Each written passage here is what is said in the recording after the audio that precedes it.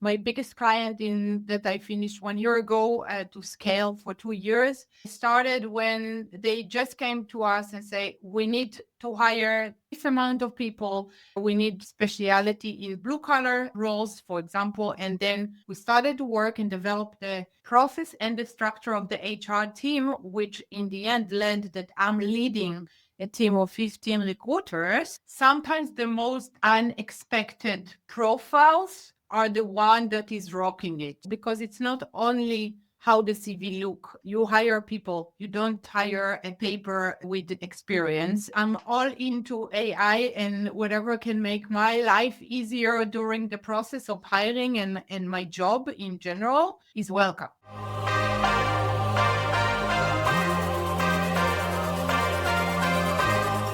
We are live on the Objective Hiring Show. Today, we're joined by Nataly. Thank you so much for joining us. You're welcome. Happy to be here. It is absolutely our pleasure. And you're coming to us from Berlin, is that right? Yes, correct. And how is Berlin these days? How's it treating you? Spring is here, sunny and good weather. The market is a little bit waking up together with the sunny weather. So we are positive, let's say it like that. Excellent. I was in Berlin myself in October, the first time I've ever been there.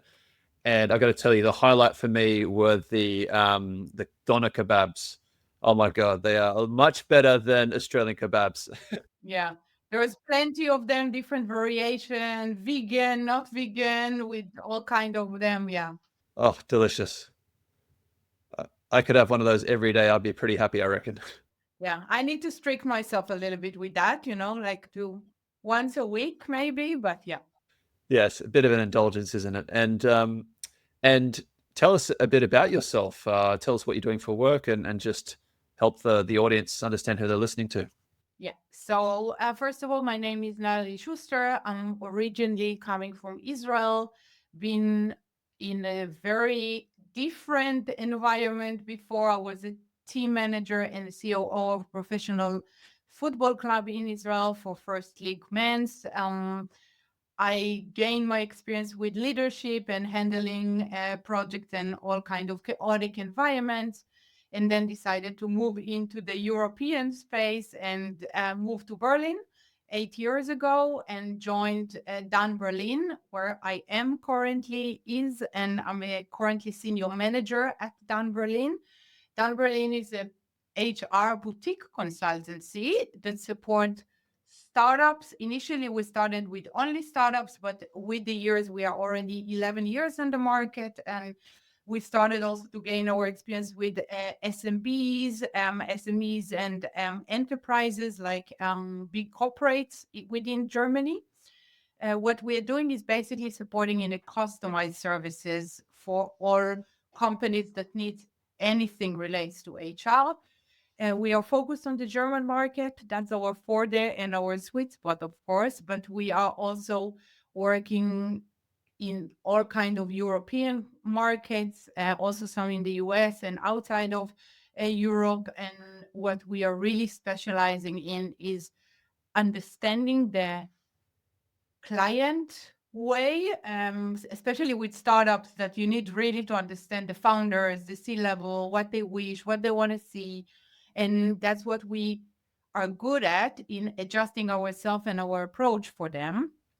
And help them also, for example, companies outside of Germany coming into Germany to localize the business and to give them a little bit of knowledge of the gap between the cultures and the label, for example.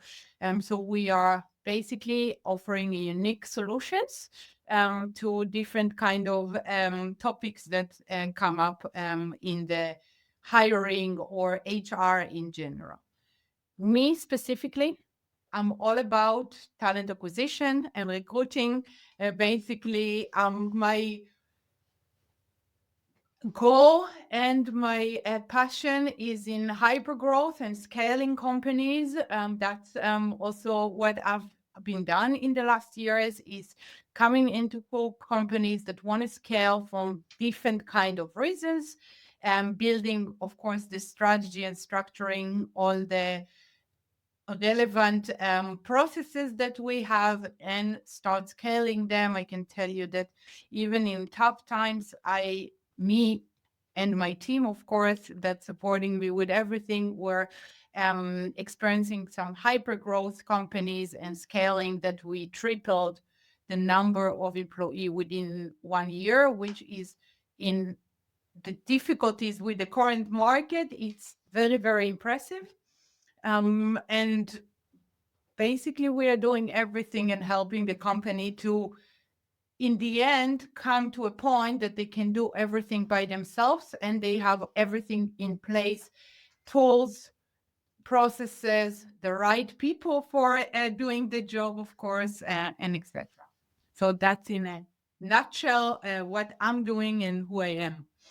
That's such a great introduction and explanation. And where I'd love to delve into is the fact that so you yourself would go into some of these businesses as like their first head of talent, and you would build everything up, and then you'd almost like make yourself redundant by design. Is that a fair description?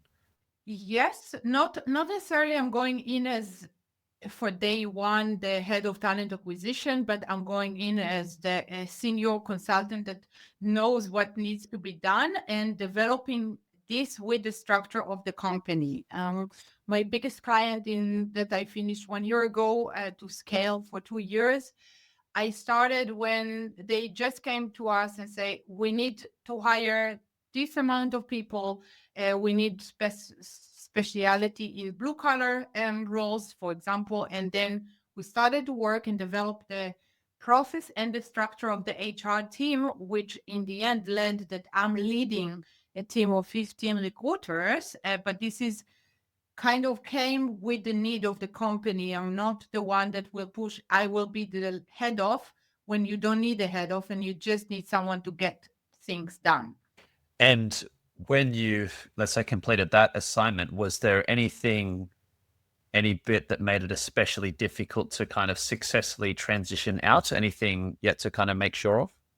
Transitioning out of me, stepping out of the project, you mean, and handing over to internal team. So I think that the most difficult thing is emotionally to disattach yourself from the project, especially that it become my baby. Like I know everyone in the company because I hired them. I was involved in all the processes. So really, the emotional disattach is what is difficulty, yeah, for me, especially. But again, I see in front of my eyes what I have achieved. And for us, for Dan, especially what is important is that in the bottom line, the company will get all the tools, if it's actual tools, digital tools, or the skills to basically handle everything by themselves. So for me,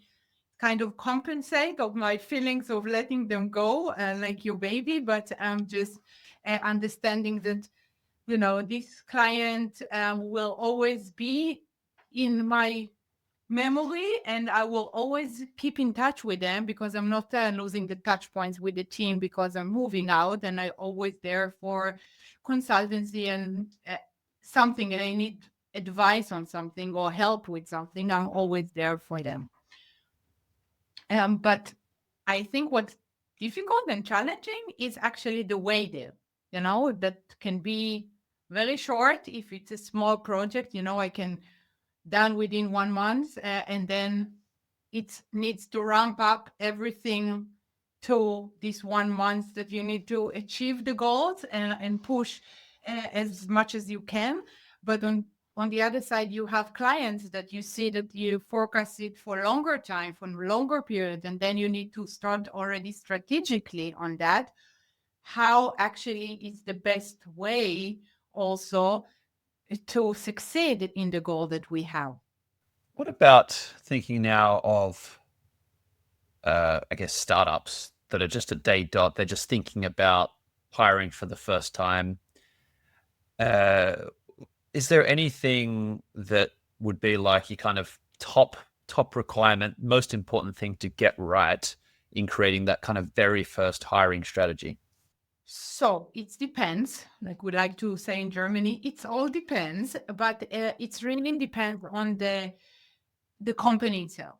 So if we're talking about startups that already have some establishment in the market, so they operating for a while, they still acting as startup with no structure and everything, but they are quite big to startups, for I would say, even if they're around 50 people, that's a different approach. And I would suggest them first review the current people that they have and what actually each one of them is capable of doing before hiring new people.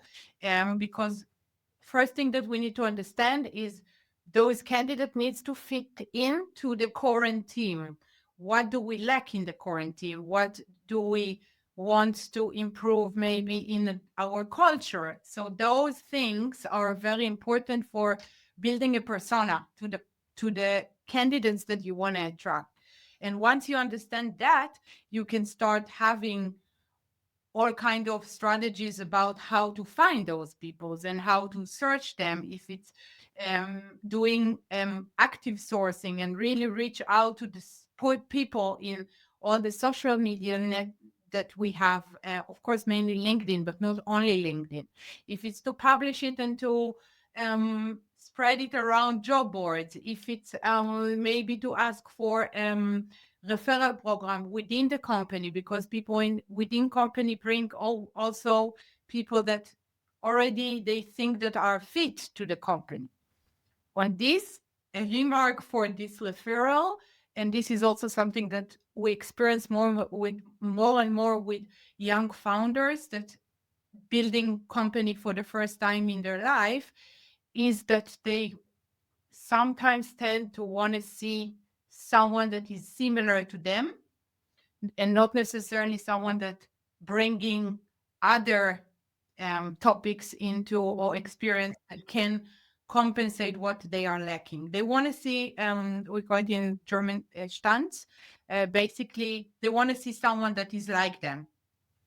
And we always saying, no, the other way around is what's best for you. Think what are you don't have and how this person can actually help you reaching what you are lacking, and not bringing the same, because then the culture will be a friend of a friend of a friend that is look at the same, that act the same, think the same. And in long term, you need a diversity of opinions in your team, in any team that you want. So this is first that what I would recommend, to really think about that. And also I always saying to my clients, and doing expectation management from day one. Not necessarily if they want someone that has experience in the big four consultancies and the startup, for example, being in hypergrowth or scale up companies before, not necessarily that this is available on the market. So we need to identify what is a must have, not negotiable in the profile, and what can be maybe lower a little bit if it's a budget related, if it's seniority or whatever. You need to consider that you will need to make compromises in the first initial filtering to be able to see more diverse people, and maybe someone will surprise you. That's maybe especially the case for some startups who might not necessarily have the same remuneration package as other companies. So they're going to have to, something's going to have to give somewhere, probably in their requirements, I guess.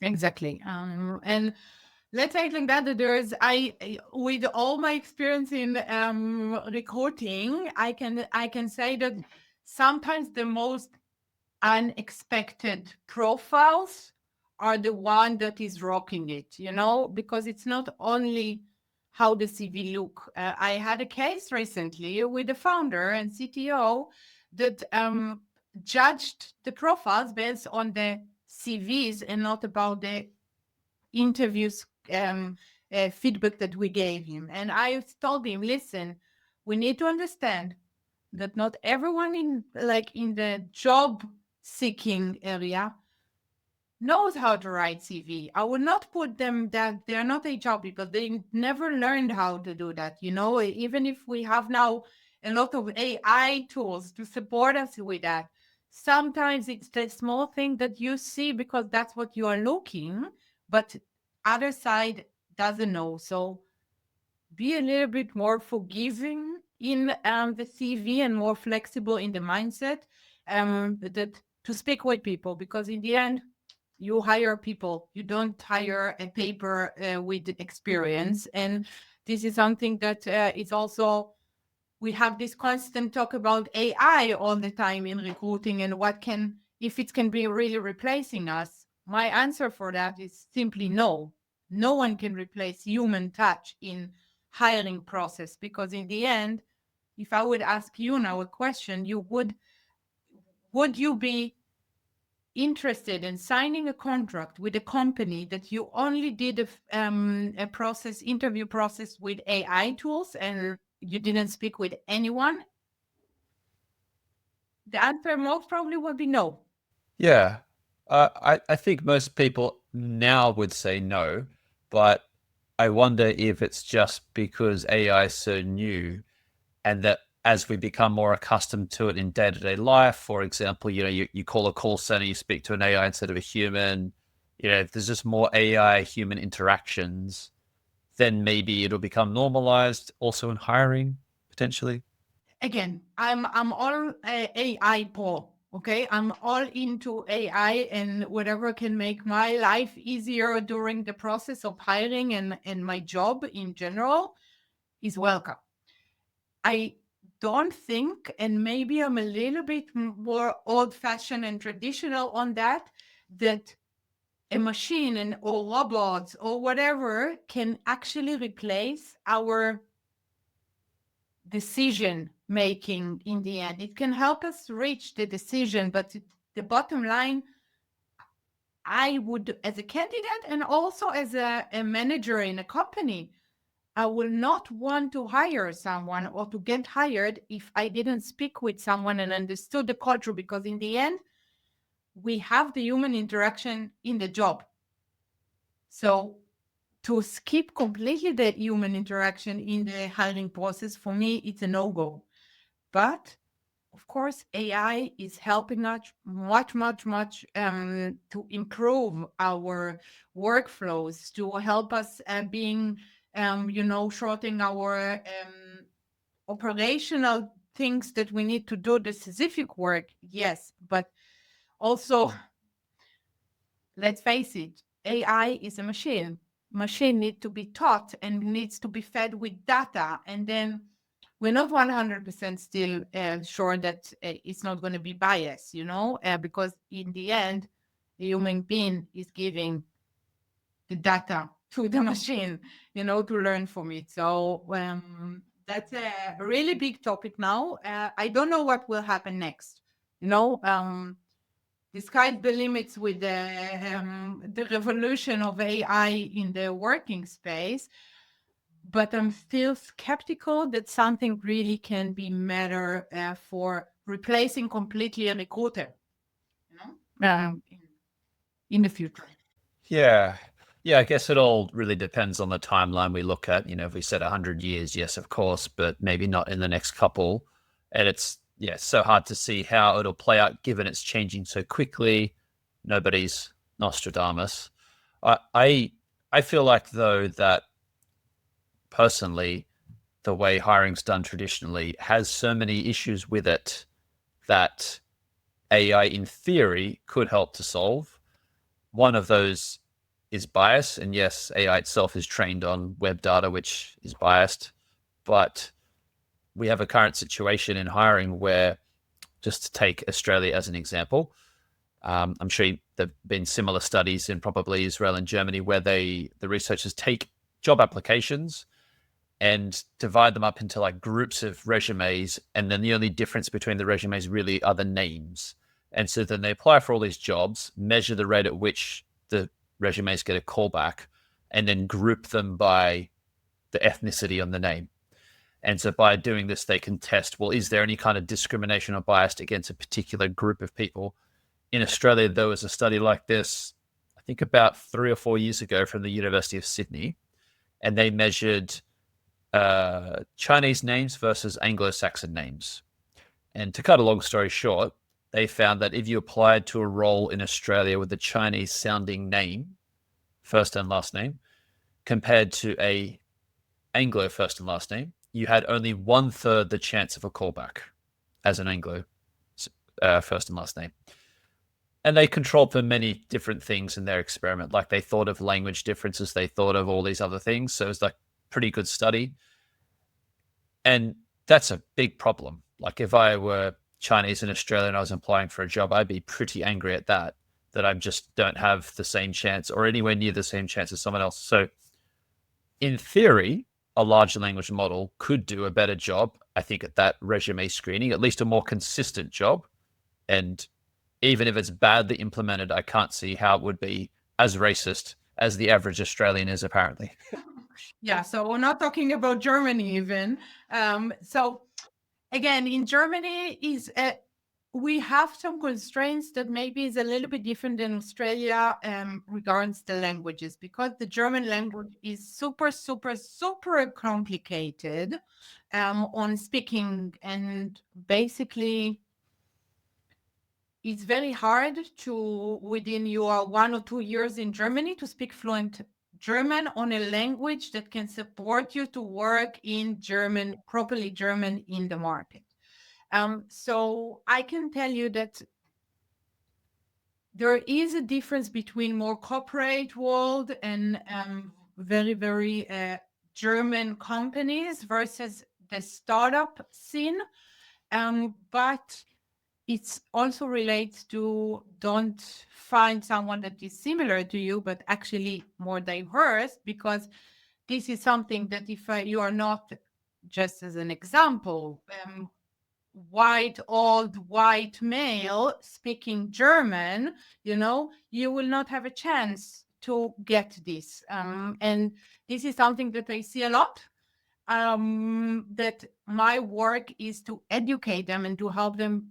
Like, I don't feel comfortable, for example, to contact only males or someone that is having a very German name, because sometimes that's the only way that you can understand if they are native or not, because you need someone on a native level is by the name, because very German name, very non-German, and then you can also check the language requirements in the end. But I can tell you that our job as recruiters is to make this gap and bias as minimized as it can.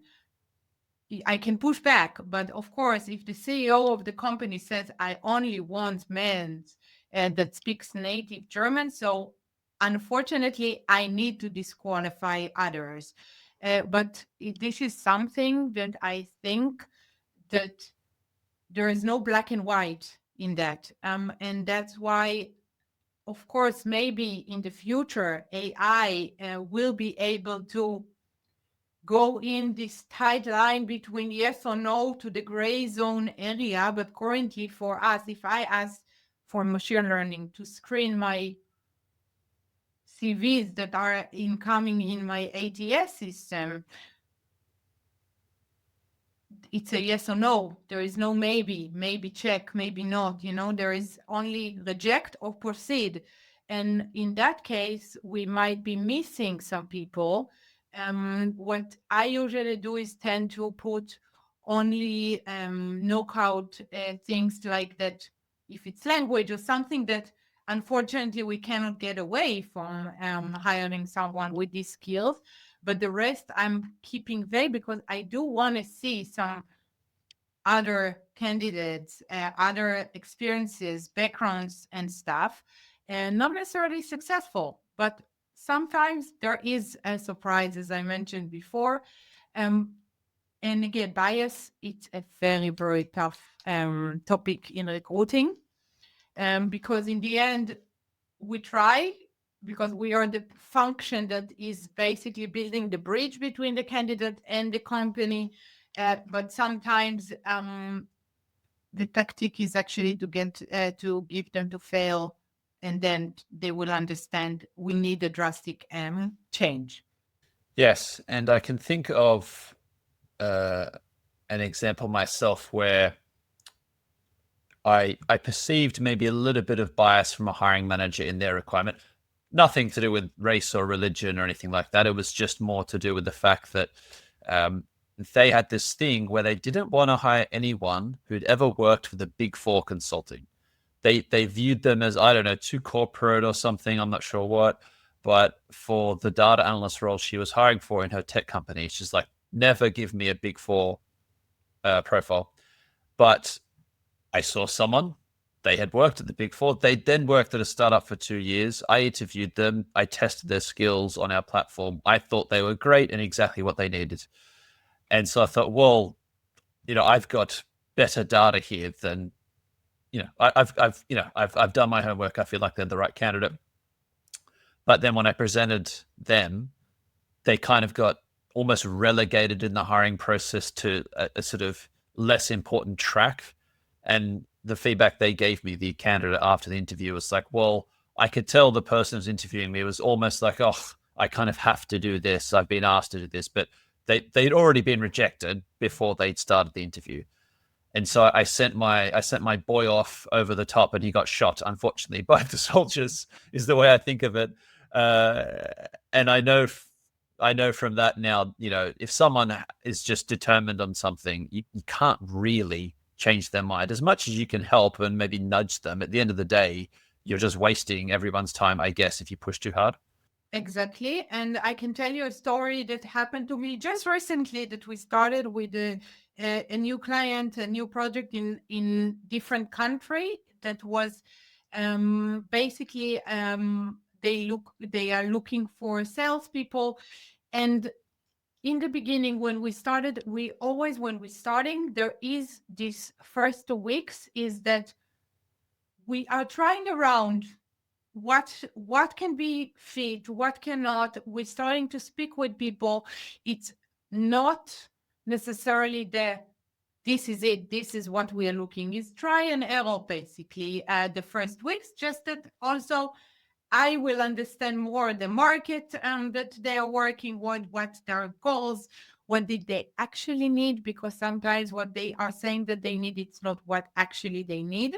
And this I'm doing by, first of all, a lot of talks with them, with the company, try to understand, and mainly speak with people, even with the non-relevant people. It's helped me with getting the feedback from the company. And recently I had it with a role that they only was interested to see people from the big fancy companies, like that is SaaS companies, that is the biggest one. You can think about all the brands in the world, like that's what they want to see. And every time that we brought them someone that is not necessarily have this, but work in SaaS product, but not the biggest one, and etc., they either were rejecting this person, or they were like, we will speak with them, and then after the first speak, no, it's not for us. And then to be able for me to understand what exactly is happening, I went along with them for 1 week. I approached only people from companies that are in the target list of us, and I approached them and I started to have interviews. And once I started to speak with candidates from those big companies that are having a great sales strategy and think, then I understood why exactly they are looking for those people, because based on what I got from the company and the need, together with the interviews that I'm doing, I feel the puzzle that I then understood, okay, that's because those companies has great strategy of sales. The people there are very, very high level and can speak with XYZ that we need and stuff like that. And so sometimes you should push, but sometimes you also need to really understand the reasons behind, and not because my first reaction was like, you are just like the fancy schmancy brands names. You only want them because they worked in Google. No, it's because of a little bit more deeper, which I found out during this exploration thingy. So I must say that it's really like sometimes there's a point in that we are not only the only one that is right, in our work with hiring manager, etc. Yes, for sure. And there's surely a difference between what we've just described there, which is okay, I don't want to see anyone from the big four with surely a history of good reasons why maybe she'd hired people from those companies before, hadn't worked out, etc., etc. And the scenario you've just described, which is fair enough, versus though something where it's like, well, okay, I'll give you an example that I think is too far and I think is unreasonable. So we had a candidate with a company about a year ago, and three candidates had gotten down to the last stage for this role. And so I was speaking to the hiring manager, hearing her feedback on each of the candidates. And for one of them, she was talking about the pros and cons, and it was like pretty positive feedback. And she said in passing, she said, oh, well, the candidate was Russian, I should say. And she said in regards to the candidate, oh, like, I didn't get the sense that she was anti-Putin. Okay. So that was the feedback. And I was slightly like taken aback because I didn't really know what to say to that, because not only is it irrelevant, also I'm assuming she didn't actually ask her affiliate, her political views and affiliations, because what business is it of hers anyway? So maybe she was almost expecting the candidate to come in waving like a Ukraine flag or something and saying, this is my team. And so I feel like that's way too far, and that's just unfair that something like that could even be popping into someone's head for consideration. What do you think?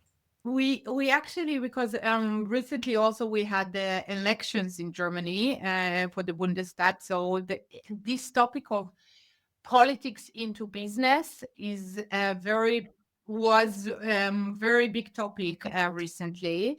And again, I am in the middle of a conflict, world conflict, as Israeli, and I'm having my opinion on involving politics or these kind of things, like you mentioned that she didn't, anti-Putin.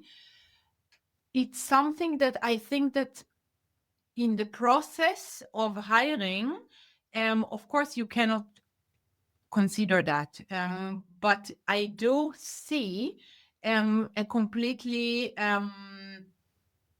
clash, if she would be the one that communicate up front that, like about her opinions, that is maybe not democratic, because this is the difference, between, and we had this debate and discussion within Dan, how politics should be in a company, if we should stand behind topics that relates to politics or not. We have the right wing in Germany that is rising, and all this topic of this is, and we came into a conclusion that, of course, you need to have a state. You cannot be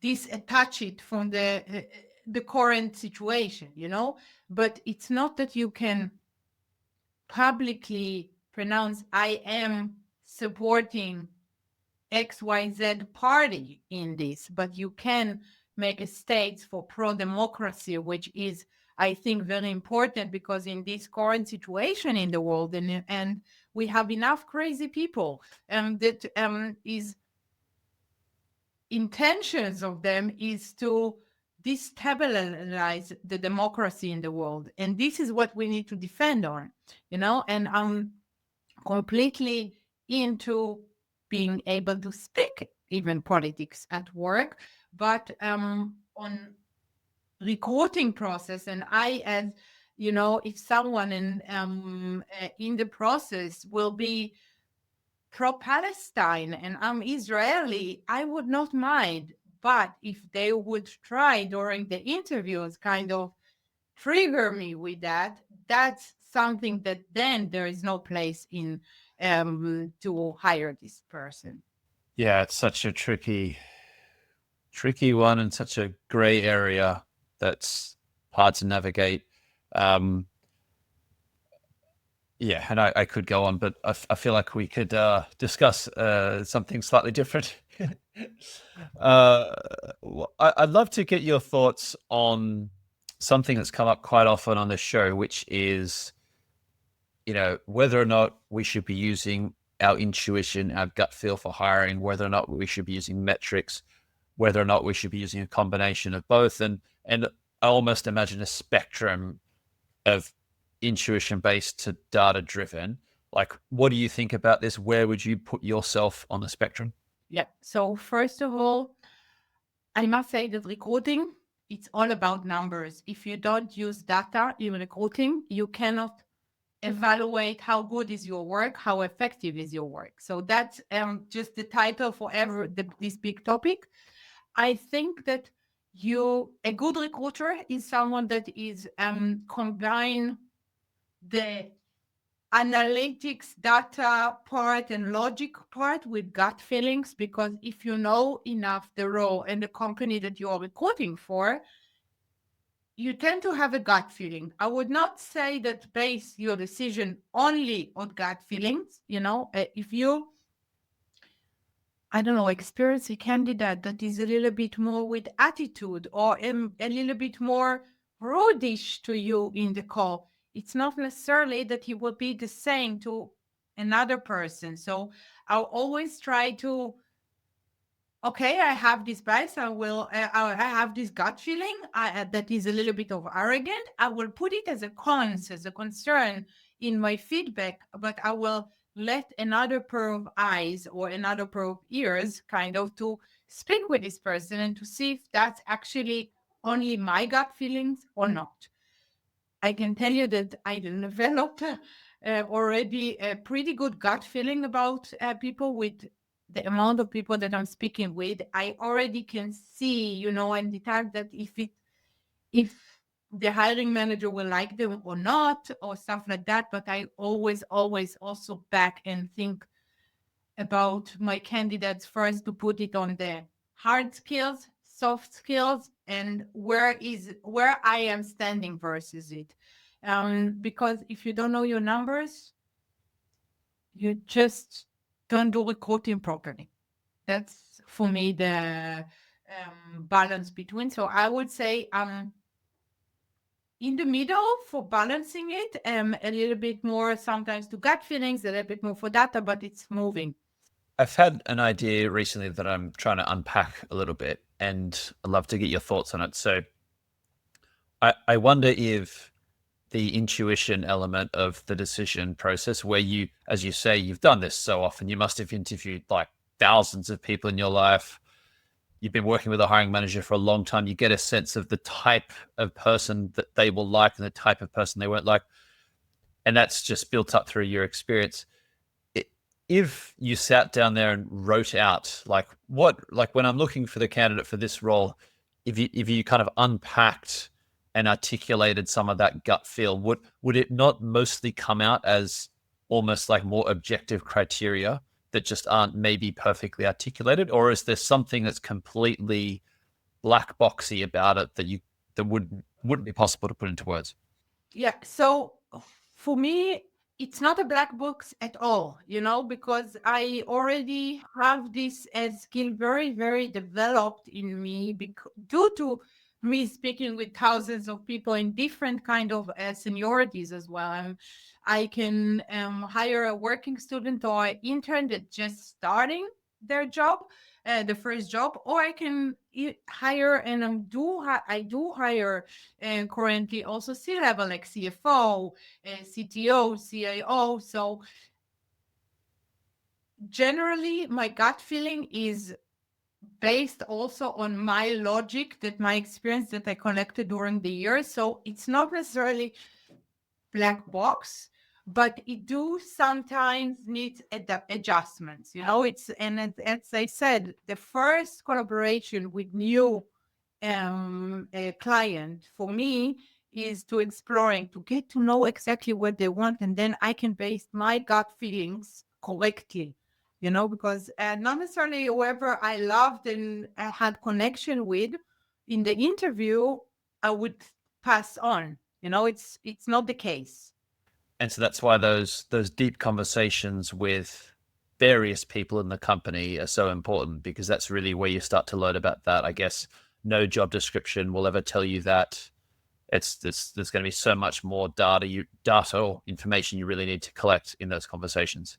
Definitely. And also, this is something that I would suggest to every company that is hiring. And I'm not talking about hiring one or two roles, but I'm talking about a fast-paced environment that is scaling up, is to think about really value-based interviews.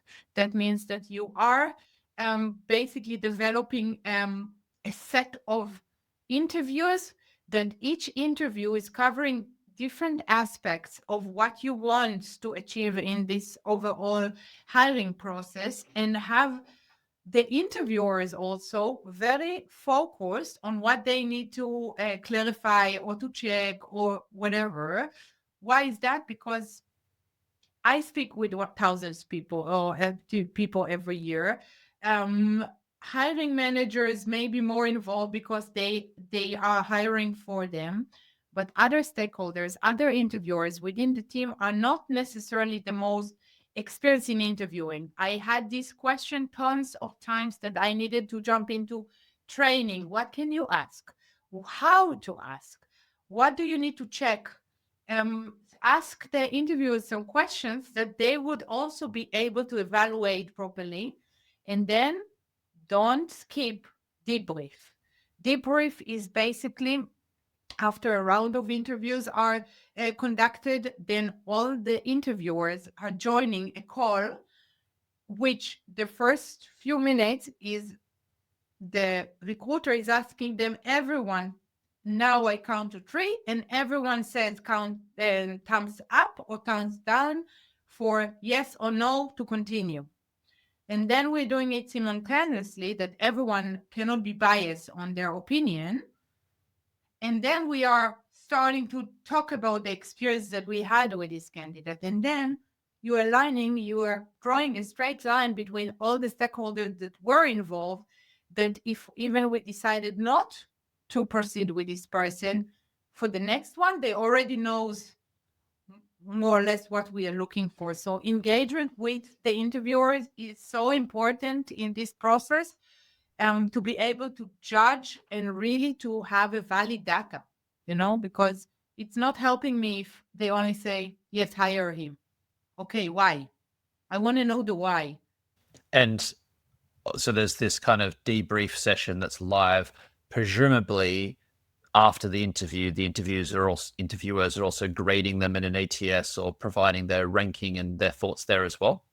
Again, in the ATS, generally, the hiring manager sees the full evaluation. So each interviewer is see only theirs.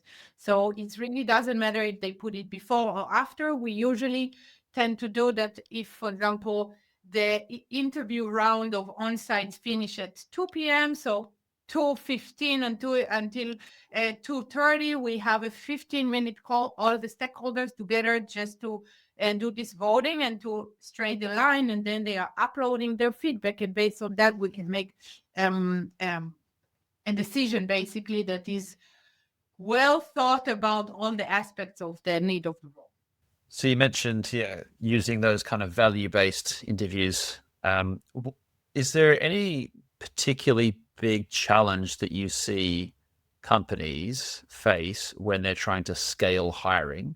And if so, how should they solve it?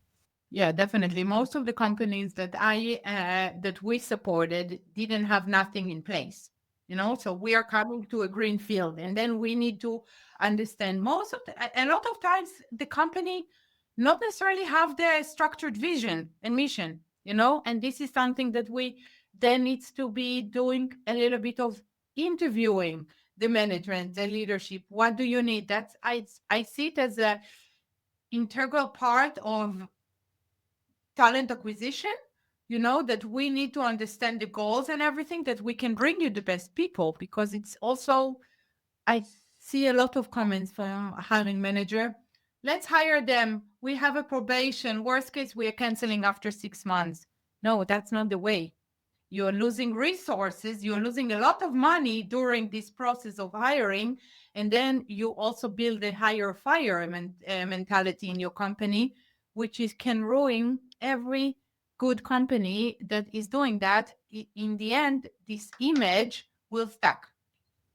So you need a lot of interviews and questions and everything around to understand what they want to achieve in that. And then once they achieve it, you are, of course, needs to build a concept. Okay, what kind of process do you want? It's all, and this is something as a recommendation for hypergrowth companies, scaling companies that entering the scale up phase. First, think about structural process, standardized process, that you have a process in place, because then when you have a process and everyone's starting to follow this process, everything is much more clear, much more fast, and you have a process that based on that you can develop it with trainings to hiring managers, training to interviewers, how to evaluate the candidates, publishing strategy if we want to push it in LinkedIn or we want to do direct sourcing. Everything is relates to, first of all, when you have a process. The hard thing is to in those companies that usually all over the place and need people yesterday, is that they don't like to stick to processes. And that's our challenge, to be the annoying person that sits here and always follow the process. Please do it and follow the process. Please put your feedback into the ATS. Please, you constantly need to teach them, but in the end, it will work. Practice make it perfect, in the end. Yeah, it's like a short run effort for a long run return, basically. Exactly. And then it's pretty easy to create the value-based interviews once you understand the vision of the company, the values of the companies, what they want to flag. And based on that, you can ask the questions in certain, if it's value-based questions, but in the skills-wise, in the experience-wise, you have certain questions that you can ask. And there is a bank of questions that we can help interviewers to ask or to lead them to answer the question that you want, not necessarily ask him, are you out of the box thinker, but actually frame it and ask him to give you example of something. And then during that to get whatever you can from it. And for this also AI is supporting you in the interviews. If you transcribe your interviews, you can get all the data very easily with AI tools. Yeah, AI interview transcriptions are a lifesaver. Definitely. I don't know what I did before that, I don't know what I did before that, because I'm an old fashioned person. I'm everything written in my notebook, and I had full books of interviews of candidates, and now I'm like, I can just focus on speaking with the people and get to know them, and everything. So Yes, it's unlocked this whole bit of your brain you were using for note taking, and now it's just laser focused on the candidate who you're speaking to. It's such an improvement. Speaking of questions, Nataly, if you could ask our next guest any question about hiring, what would you ask them? Good one. I would interested to know that about how is it going with in terms of difficulties in the market, in other markets, because I'm pretty familiar with, for example, Germany, but for me it's very interesting to hear about other recruiters or other hiring managers in other markets, if they're experiencing the same and have the difficulties that we have. Of course, challenges, not difficulties. I like to say always challenge accepted, because we can basically with the will we can do everything. But I'm really interested about seeing how people struggle or have challenges with hiring in difficulties market and times. uncertain times, I would say.